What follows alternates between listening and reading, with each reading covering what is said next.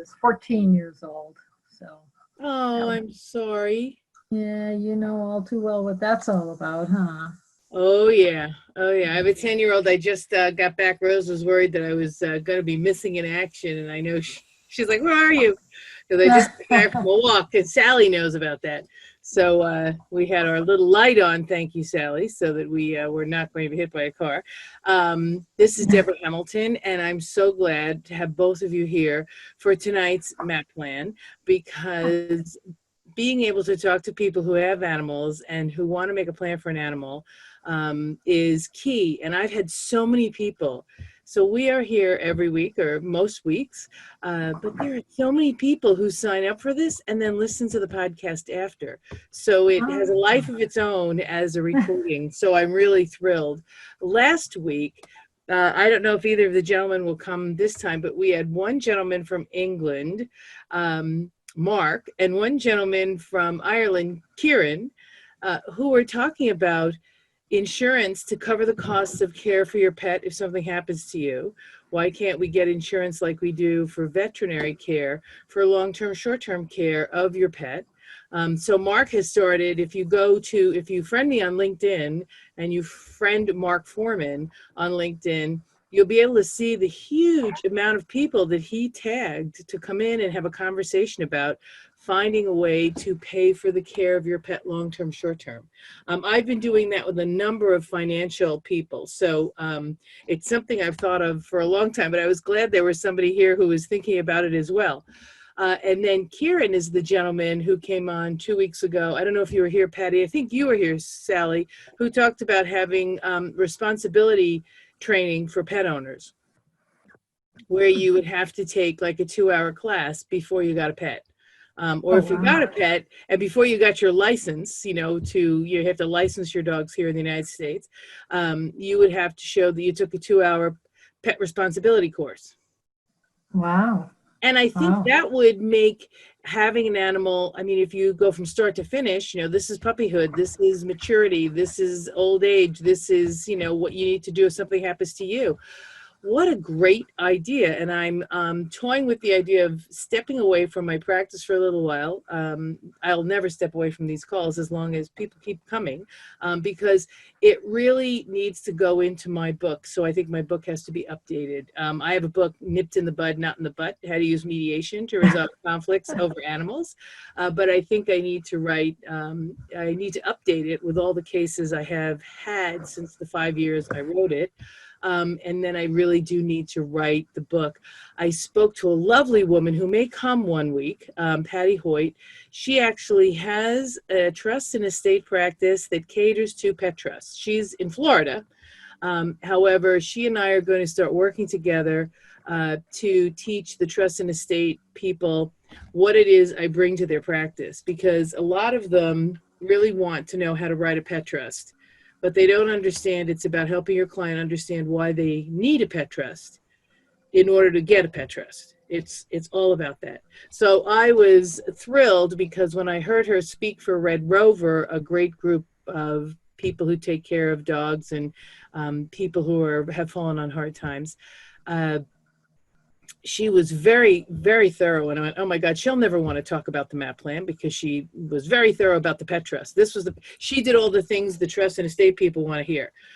So I was calling her on another matter because my New York State Bar Association wanted her to speak at a lunch and learn. So I called her.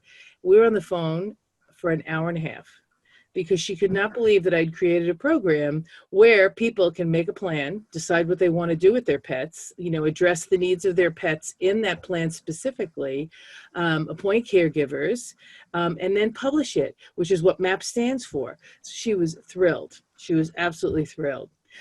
So I just think everything is falling into place, especially in spite of COVID.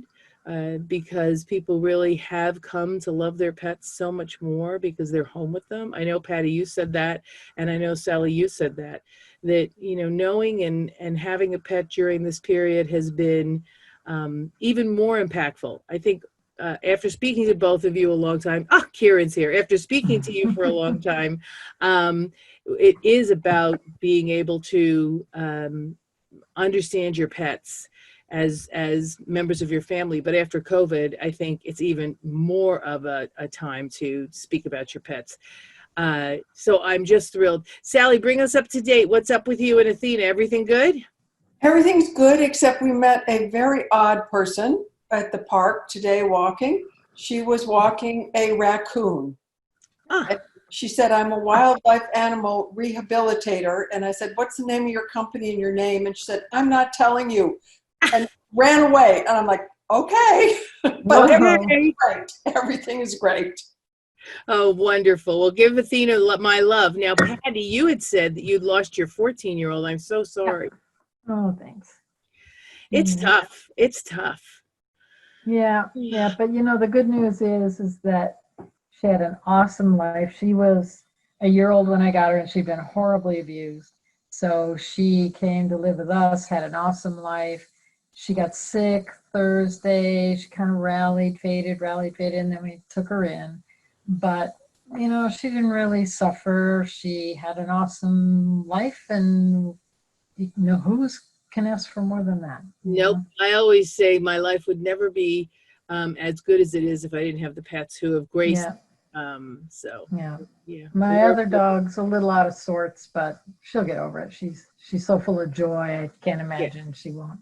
So it's interesting because my younger dog is away at field trial camp. He's learning how to be a hunting dog. He's doing purpose, so we have form and function. So he's doing his function right now. We're hoping he'll qualify as a master hunter. And Roxy, my old girl, has not looked for him once. Really? She has not. So I went away to North Carolina for a little while, and Sally had Roxy because she lives pretty close to me. And when Roxy came home, she had more of a depression coming home from Sally's than Junie leaving. Junie leaving did not even acknowledged Junie left. But leaving Athena and leaving Sally and Gordon was a big letdown. She was looking at her bowl, wondering where her barbecued chicken or salmon was. And I said, yeah, sorry. You're back home in the low rent district, my friend. I'm sorry. But anyway, so I guess we lost Karen, but it is like midnight there. So I wanted to let you guys know that last week was so incredible because it was 2 people worldwide. So this community has become well-known worldwide. And as I said, I know people listen to it when we're not here. I wish they would come on when we are here so we could meet them. But it just has blossomed because Uppy's back, because it really is important to make sure that our pets are cared for. So Kieran, I was going to have you tell us a little bit more about the responsible pet owner course that you were thinking of really making mandatory if you get a license. He's on mute. Are you there, Kieran? Kieran, are you there? He's not. So anyway, the other thing I wanted to touch base, if Kieran comes back, Kieran, just speak up. But if not, I'll just keep talking because I have so much to share with you all. Interestingly, I went to visit. So this is another, how do you take care of your pets? How do you socialize your pets? I went to a colleague's house and she has a new puppy. And because of COVID, there's no socialization, right? So this puppy, when I walked in the door, growled at me. And it's young. And I said, oh, stop, you're so silly. And she backed up to her mother and growled some more.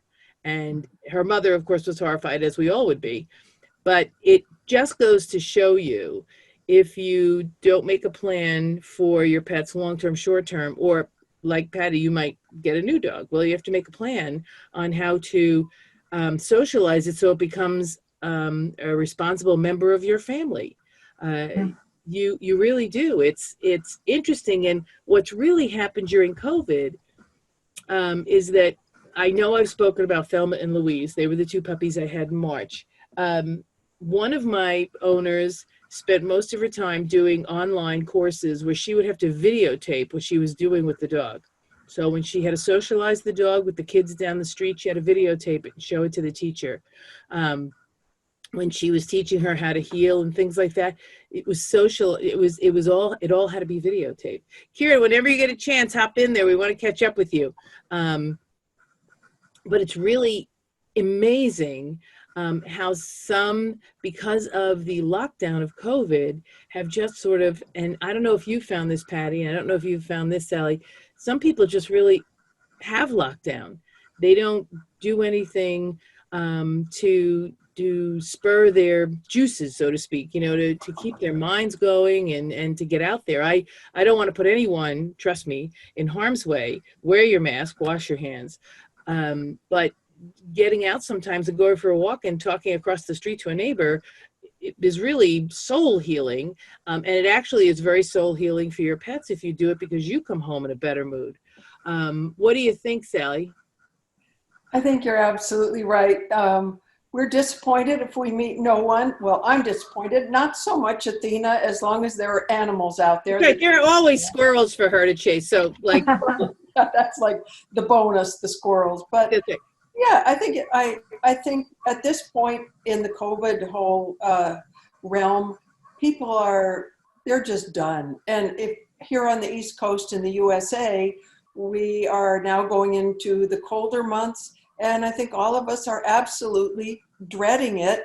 And I went online, we went out to dinner with friends the other evening, and they had heaters outside, and there weren't enough heaters. My friend's husband was freezing, and they said that they had not planned on needing so many heaters, so there are no heaters for now. Everyone's trying to eat outside and expand that dining outside. I'm not too thrilled about having to move inside. Yeah, not me either. And the other unintended consequence is people who have tent companies don't have tents because everybody's renting them because when we were looking for tents for our national, it was, well, we'll have to make sure we get one back for you because they're all out now.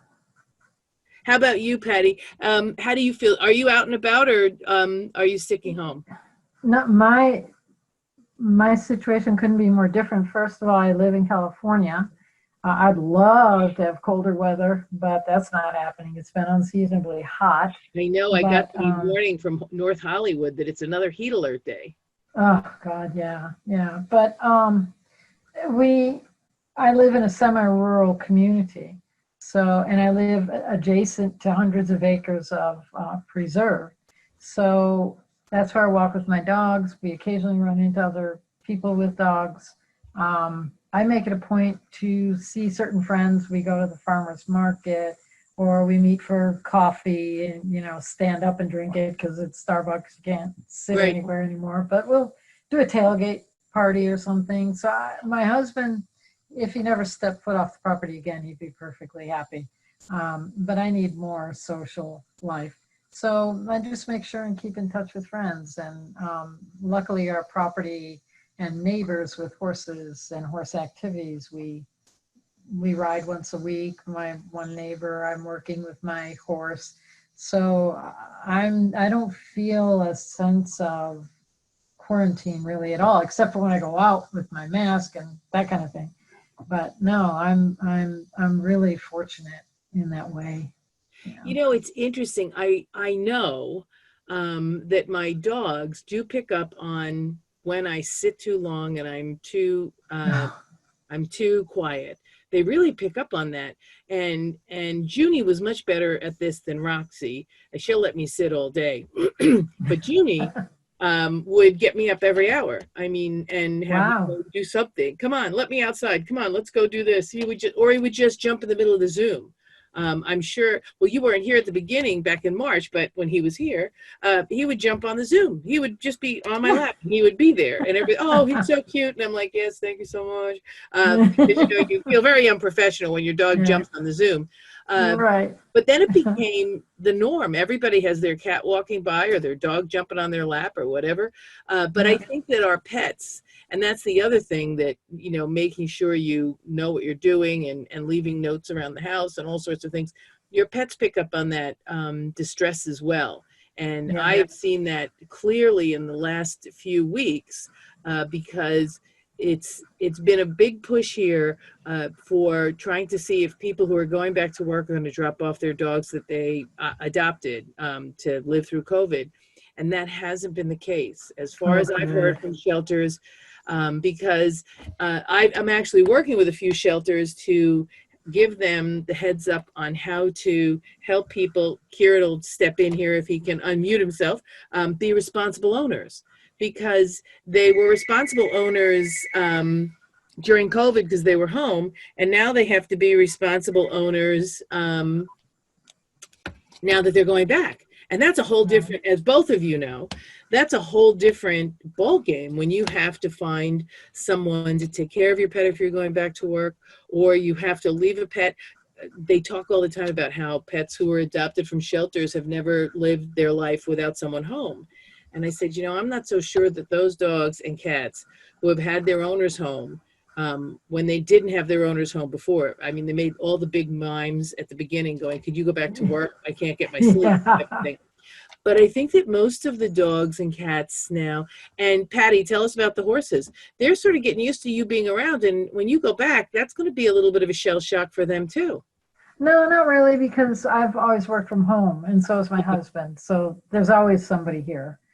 And if I'm gone, you know, I'm a real estate agent, so I'm gone for a few hours. I come back home usually. So that's yeah. really good. Those pets are really well cared for, and their they haven't routine is noticed. pretty. Yeah, their routine is pretty good.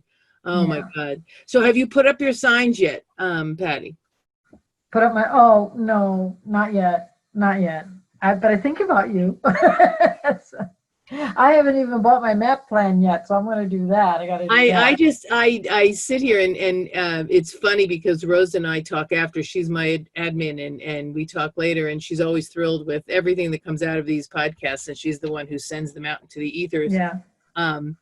And she said, you give so much away. And I said, well, if everybody would just put a note on their fridge, I said, and in their car, I said, I will have done my job, because that way the pets are not left home alone like they were during 9/11 and like they were during COVID, where people didn't know they were home. People, you know, people will take care of someone's pets if they know they're there. Yeah. Well, here's the thing, and I've talked a little bit in similar terms the last time I was here. Our community has tried as best we could to inventory the animals. Yeah, and the trailers to get them off the hill, right? Well, not only the large animals, but small animals. So each house has done kind of a census. And so the fire department knows that. And then a lot of them keep something on their front door or wherever the fire department would see it. So, you know, that's a really good start too, so that people are aware. But no, I think your plan is extraordinary. Truly. I always invite the firemen over. So if you've told the firemen about where the dogs and cats are in the neighborhood, asking the firemen what they would need. I mean, my guys always came over for chili, so they were always fed. But I would teach them how to take the dogs out of the house, because at one point, and Sally will raise her hand to say, yes, this was true, I had 12 dogs. And what was I supposed to do if something happened? I didn't have 12 spots in my van. So I had a fencing area, and I put in extra gates. So I had 3 different levels of gates. And I would teach the firefighters to come in and move each dog. Each dog, of course, had a leash on their kennel. And everybody used to say to me, why do you lock your dogs up when you go? And I said, well, I have people let them out. But I want to make sure that I know where they are, and the firemen know where they are when the fire breaks out, and the firemen know this is the leash, put it on and put them out. And there was a double edge. And I said to them, please let my house burn. I said, my house is worth nothing. I said, please let my house burn, but don't let my dogs burn. And now we're moving to a new house, so I'll have to befriend the firefighters nearby and have them learn the escape route for the dogs. Because Are you moving to North Carolina? Yes, I am. I'm moving to North Carolina. I'm not so sure I'm going to be happy because I'm a Northeast kid, but Morehead City. We found a house in Morehead City. And so it should be really nice. But again, so you'll relate to this, both of you. You know, you have your cadre of friends. You have your neighbors, Patty and Sally. You have your neighbors and you have your friends. And I have a few friends, but they're all like 3 hours away because they're in Raleigh, and Morehead City's like 3 hours away from Raleigh. I actually do have a friend in the next town over who's had a house there for 12 years. Who knew? So she's nearby. Not really dog friendly, so that's not really helpful. But I sat there and I said, how do I build my community so that I have people who, if I get stuck, can come let the dogs out? Or how do I have the dogs have the ability to get out without having somebody steal them, which is my biggest fear. Yeah. So and I have to find a new vet, which is, I think, even worse, is trying to find a new vet. So it's going to be a challenge, and I'm going to bring that to the community because all of us move at one time or another and have to find for a myriad of reasons. We, retire. We don't want to pay taxes anymore. California, God bless you, Patty. My son kept telling me to come out to California, and I said, your father wouldn't go to California for taxes. He'd stay in New York, and I would stay in New York. So we're going to North Carolina, and it should be fun, and everybody's welcome. The doors are open. There's plenty of room for people. And funny, Patty, there is a stable about a mile from the house. And all I could think about while I was there was, I wonder if there's a horse there that I can share board. And I just want to go and walk him around and brush him because, I'm older than dirt. But my girlfriend goes, oh, no, we'll ride him on the beach. I said, oh, my God, that's just what I need. But Kieran, are you able to unmute yet? Because I keep calling on you and you are always muted, my friend. Do I have to unmute you? I don't think so. Unmute all. I am muted all, but you're still muted. So I think Kieran can't get in touch with us, which is fine.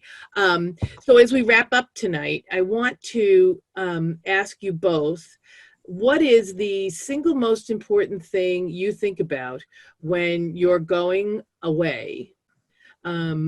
For the care of the animals, because I just had one of the guys who was part of this conversation with Kieran and Mark Foreman. He wrote to me and he said, I'd love to steal your 6 Ds. And I said, well, there are 7, but okay, you can do it. But what is your single most worrisome thing when you leave? Well, for me, I'm worried about the safety of the dog, mainly. And I've gone in early to pick up my dog, and I have actually been very disturbed by what I see at someone, and actually at a vet where I've boarded the dogs in the past. And now I hire someone to stay at the house, and I've been sometimes just pleasantly surprised, and other times I've been just horrified. I've been horrified. So I worry about the safety of the dog when I'm gone. The dog can't tell me what happened. Yeah, and that is one of the biggest things, to build a community around you, like that you would know. So I know that when Sally went away a number of times, she would drop Athena off at the house, and of course Athena would be horrified because she hates being here. But Sally and Gordon were happy because they knew that I would torture her evenly with all the rest of the but Patty, what's your biggest fear, especially with horses and dogs and cats? You have all 3, right? No cats. Okay. The coyotes Would nail them. Yeah, I don't do cats anymore. Yeah. Well, my husband and I don't travel together, and we don't travel much. And so one of us is always here. So it's a little different in that way. Yeah.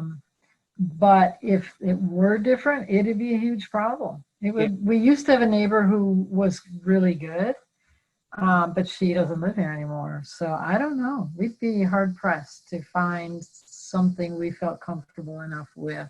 And then typically we'd have to get somebody to do the horses and then somebody to do the dogs. It's not typically both. There's a woman who has a business called Horses to Hounds that we know, and she's popular. So I would talk to her possibly, but I don't know. It's a tough one. It's really tough. It is absolutely tough. And I always suggest when we go through the weekend program and people are going, who am I going to get to, watch my dogs? I said, you need to have them watch your dogs when you're not home, when you are home. You need to have them come over, and you need to really have them take care of the horses, take care of the dogs. You've already given them the written instructions, right? Because every map plan, you give them the written instructions. But really having them translate and have their perception of what you mean. Because sometimes I read something and I do it one way and my sister looks at me and goes, how could you do that way? I mean, that's so ridiculous. And I go, but that's how I visualized it in my head. So I always say to people, it's great to be able to have people over when you're home. And have them come in when you're home. And it doesn't mean that there isn't going to be an incident when you're not home. But most of the time, most of the people who go into this are really very well situated and want to do it. That's why they're doing it. And to do it early and to have several backups. So that's why you have the 3 caregivers, because God forbid. And traveling separately is great, except for the fact that you do still like each other. So that's always troublesome. But no, typically he likes to stay here. I like to travel. So we don't typically. Well, my mother did the same thing. My mother and my sister and I would go away, and my father would stay alone because he loves staying home. And I'm like, okay, that's great, but no, I understand. And that works out really, really well. But like I said, a few of these ago, I said my husband broke his shoulder and I put the MAP plan into work because I was taking care of him. And so it's not always that, the other person can step in. They can't step in because they're injured. And then, you're taking care of them. Right. So before I leave tonight, I just want to let everybody know what the 6 7 Ds are, if I remember them. I usually remember 6. Sometimes I forget 7. So the first one is death, of course. The second one is divorce. Nobody thinks about the trauma that happens to the animals in divorce. Then you have disability, which means if you fall off the horse or you trip like I did and break your ankle, disability. Then there's disease, so we have cancer. There's dementia. There's delay. And the 7th one would be, I can't remember. I always remember 6. So disease, delay, divorce, death, dementia, and disability. And there's what do you mean delay? If you're on an airplane, which we aren't anymore, what happens if, everyone who was grounded at 9/11 couldn't get home. If you have a hurricane coming, right, you might be not able to get home from the islands where the hurricane is coming from. And you've made a plan with someone for 4 days or 5 days, and then you can't get home for 10 days. Or in COVID, you can't get back into the United States, or you can't get into Europe. If you have horses that you care for in Europe and you were here on vacation, you can't get back into Europe. So delay became such a big thing for me when I was flying 2 veterinary conferences all over the country, and I'd have a flight and then it would be canceled.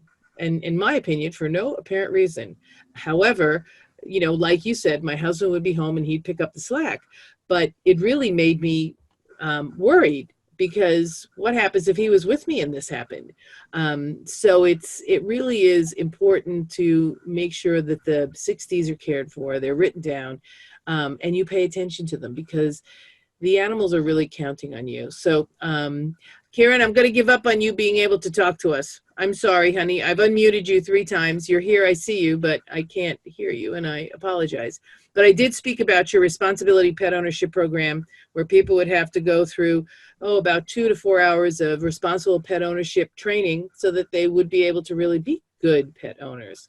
So until next week, I'm so grateful you guys were here. Thank you so much. I love my MAP community. It just keeps me thrilled. And as I said at the beginning, I'm definitely going to put this all down in a book, because when I started the MAP community, it was a selfish endeavor because I'd broken my ankle and found myself without pet care. Now, 5 years later, with COVID and with all the things that have happened to us in these past 6 months, now more than ever, you need to make a plan for your pet. You really do. Thank you both for coming. Again, Patty, sending you love. I always write on people's walls when they lose pets. We would never give up this for not having them in our lives. We would never give up these moments to give up having them in their lives. And let me tell you, I have a lot of people who say, I will never have another dog because I loved my dog so much I couldn't possibly have that pain again. And because I'm that mediator type, right? I said, well, no, I understand. I said, but imagine what you might be missing because you didn't know what you had before you had Fluffy. And then you're going to have Snuffy, and he's going to be totally different. I mean, I've always had Irish setters and some long-haired dachshunds, and not one of them, and Sally, you can agree, and I'm sure Patty, you can too, not one of them was like the other. That's for The sure. only thing they had in common was red hair. Yeah, yeah. Well, I say in the beginning they steal your heart, and in the end they break your heart. But that's Right. what we sign up for. It's just easy to forget the breaking part, you know. Absolutely. You know, it's like so a friend of mine gave me a plaque that I will excuse the expression, bastard, it's the sentence, but oh, Connie, you're here. Yay. We're about ready to wrap up because we started early today, Connie, honey. But you're here, so I'm going to ask you your thing. But before I forget, so the statement is, every dog that comes into my life gives me a piece of their heart, and when they leave, they take a piece of my heart with them. And if I'm lucky, I will end up with a complete dog's heart. Yeah, that's beautiful. So, Connie, we're about to wrap up because we started early today because you have a board meeting. I do. I have a board meeting in a half hour. So, at any How's rate, everything going? Fire or anything? You're good? I'm good. No, fortunately, it's very hot again. I know that's what Patty was telling us.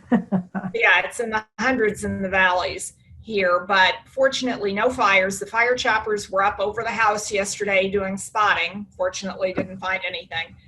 But it was 92 degrees here at 1 o'clock, and I'm 10 minutes from the ocean, so it's hot again. Yeah. And but you know, we're so far so good.